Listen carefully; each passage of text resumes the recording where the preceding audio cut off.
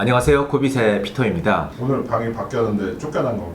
네, 저희가 열악한 상황에서 촬영을 하다 보니까 가끔 이런 일이 일어나곤 합니다. 여러분, 그 비트코인 가격이 지난주에 플래시 크래시를 한 이후로 아직 회복세를 못하고 있습니다. 그래서 많은 분들이 좀 약간 불안해 하시는 분들도 있을 것 같고 그런 상황인데요. 제가 항상 이럴 경우에 이제 말씀을 드리는 것이 이제 중장기적인 안목을 갖고 봐야 된다는 말씀을 드리는데, 사실상 이게 그렇게 쉬운 일은 아닐 수도 있다는 거 저도 충분히 인지를 하고 있습니다. 네, 조금만 올라버리면 막 팔아버리고 싶고 미칠 것 같더라고요. 그렇죠. 예.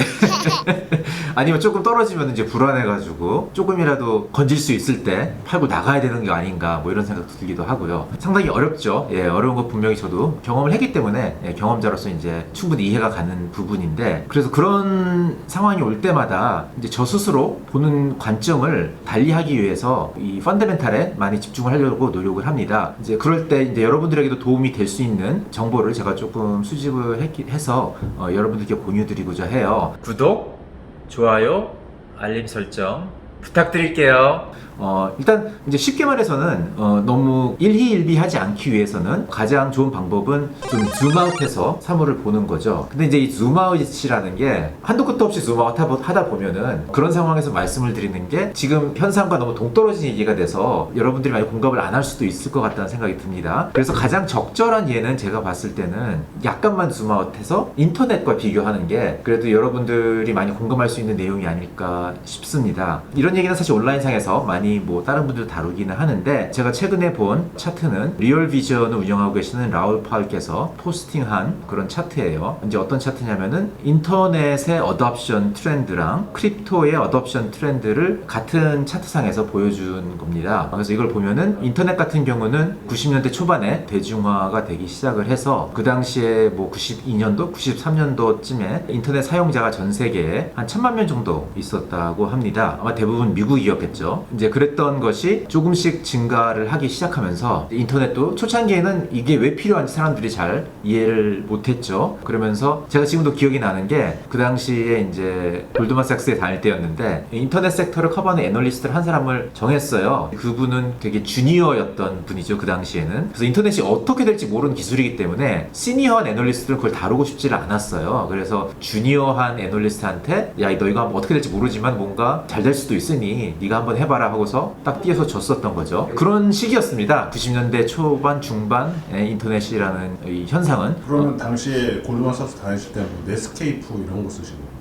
그렇죠. 그 당시에는 그쵸, 넷스케이프, 그 다음에 인터넷 익스플로러가 막 나왔을 때였어요. 95년도에 마이크로소프트가 뭔가 인터넷이 이게 뜰 것 같으니까 자기들도 어떻게 뭔가 사업을 구현해야 될 것 같은데 하면서 나왔던 게 인터넷 익스플로러를 윈도우랑 껴가지고 팔았죠. 끼워 팔기를 해가지고 빠른 시간 내에 이제 시장 점유율을 굉장히 늘렸고, 뭐 그에 대해서 말도 많았습니다. 이런 식으로 독점적인 위치를 사용을 해서 하는 게 옳은 거냐 뭐 나쁜 거냐 이런 논의도 많았는데 그랬던 시기예요, 그 당시가. 그렇지만 나중에 인터넷이라는 프로토콜을 사용을 해서 그 위에서 구현되는 여러 가지 유용한 서비스들이 나오면서 인터넷의 어덥션이 꾸준히 늘은 거죠. 그래서 2006년이 됐을 때는 이제 16년 정도 흘러서 인터넷의 사용자가 전 세계에 1 빌리언, 10억을 달성을 했던 겁니다. 그러니까 한 16년 사이에 한 100배 정도 성장을 했던 거죠. 이런 상황을 지금의 이제 크립토랑 한번 비교를 해보면 이렇게 됩니다. 크립토의 사용자가 PD님 한 전 세계 몇 명 정도 될 것 같아요?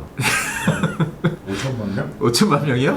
예, 뭐 그보다 훨씬 많습니다. 물론 이 크립토의 사용자를 추정하는 방법이 여러 가지가 있을 수가 있어요. 근데 이제 crypto.com이라는 회사에서 리서치를 한 3개월 전에 냈는데 그 방식에 의하면은 한 2억 명 정도로 지금 추정을 하고 있습니다. 혹시 뭐 그 추정하는 방법이 궁금하신 분들은 인터넷으로 찾아보면은 무료로 볼 수 있는 리서치이기 때문에 여러분들 자유롭게 찾아서 그 방식에 동의하시는지 안 하시는지 뭐 생각해보고 싶으신 분은 생각해보셔도 되는데, 일단 2억 명 정도로 그 리서치는 이제 추정을 하고 있고요. 그런데 이 트렌드를 과거로 돌아가 보면은 불과 한 6개월 전만 해도 1억 명이었습니다. 그러니까 6개월 사이에 더블이 난 거죠. 그래서 이 증가하는 속도가 인터넷 어답션보다 굉장히 빠르게 지금 증가를 하고 있습니다. 그래서 이 트렌드가 계속 이어진다면은 2025년까지는 1빌리언 10억을 따라잡을 수 있는 거예요. 그러니까 인터넷이 16년 걸린 그 어덥션의 수준을 크립토는 한 5년만 있으면은 달성할 수 있게 된다는 거죠. 그러니까 훨씬 더 빠르게 지금 어떤 어덥션이 인터넷보다 일어나고 있는 거고, 이 라울팔은 이 현상을 인류의 역사상 가장 빠르게 일어나고 있는 테크놀로지 어덥션이다라고까지 얘기를 하고 있습니다. 그래서 이 어덥션이 일어나면은 이 크립토 네트워크의 가치가 올라가는 거죠. 왜 가치가 올라가는 거냐면은 이거는 이제 제가 몇 번 말씀을 드렸던 메트칼프 법칙에 의한 건데, 메트칼프 법칙을 제가 지금 생각해 보니까 전 영상에서 설명할 때 조금 설명이 어려웠을 수도 있다는 생각이 좀 들더라고요. 그리고 인터넷 찾아봐도 뭔가 좀 되게 어려운 단어를 써서 설명을 하고 있습니다. 그래서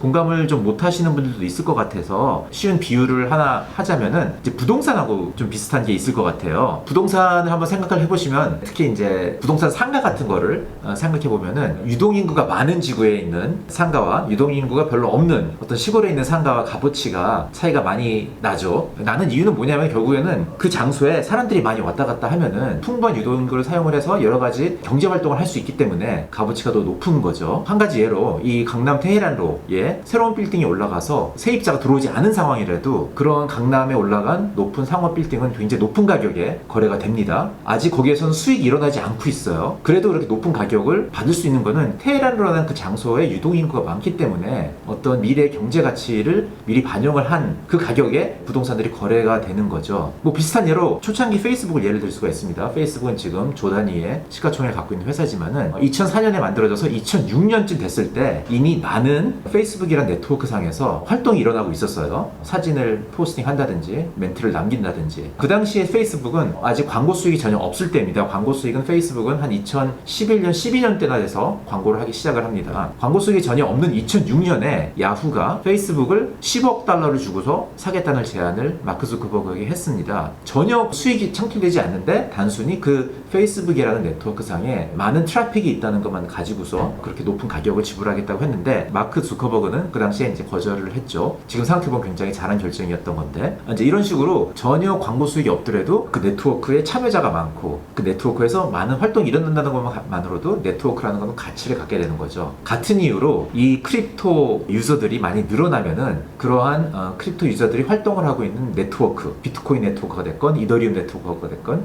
이런 네트워크들의 가치가 상승을 하게 되는 거고, 우리가 비트코인이나 이더리움에 투자를 한다는 거는 이 프로토콜의 가치의 성장에 투자를 한다는 거죠. 그래서 이 어덥션이라는 게 아까 말씀드린 어덥션의 속도라든지 어덥션의 증가가 이제 중요한 이유인 겁니다. 근데 마지막으로 이제 인터넷이랑 또 한 가지 비교를 해서 말씀을 드리고 싶은 게 뭐냐면은, 인터넷인 경우에는 어덥션이 늘어나고 가치가 증대를 했지만은 그 가치를 캡처한 사람들은, 인터넷 프로토콜은 사실 자산이 없었기 때문에, 왜냐하면 누구나 사용할 수 있는 오픈된 네트워크였기 때문에 그 밸류 캡처가 인터넷 프로토콜 상에서 일어나지 않고 그 위에서 애플리케이션을 만든 앱 개발자들이 아니면 앱 개발 회사들이 다 가져가게 됐죠. 예를 들어서 인터넷 자체는 무료였지만은, 무료였다고 해서 이게 가치가 없는 게 아니고 사람들이 유용하다고 느꼈기 때문에 많은 사람들이 거기에 참여를 한 거고, 참여를 하는 사람들의 가치를 캡처한 것들은 뭐 페이스북이나 구글이나 네이버나 이런 애플리케이션을 만든 회사들이 밸류 캡처를 하면서 그 회사들의 기업 가치가 커진 거죠. 크립토는 조금 다릅니다. 크립토는 이 프로토콜을 사용하기 위해서는 이 자산을 구입을 해야 돼요. 비트코인 네트워크를 사용하기 위해서는 비트코인이라는 자산을 매입을 해야 되고, 이더리움을 사용하기 위해서는 이더라는 자산을 매입을 해야 되고, 그래서 제가 여러 번 말씀드린 게 이 가상자산이라는 이 자산은 일종의 회원권 같은 거라고 말씀드린 이유가 그런 데에 있는 겁니다. 이 네트워크를 사용하기 위해서 필요한 자산이기 때문에 일종의 회원권 같은 거고, 그렇기 때문에 이 프로토콜이 성장하는 거에 대한 투자를 하고 싶으면은 그 회원권을 사면 되는 거죠. 이것이 인터넷과 크립토의 투자의 약간 다른 점입니다. 그래서 이거를 되게 잘 설명한 글이 있어요. 그 USV라는 유니언 스퀘어 벤처라는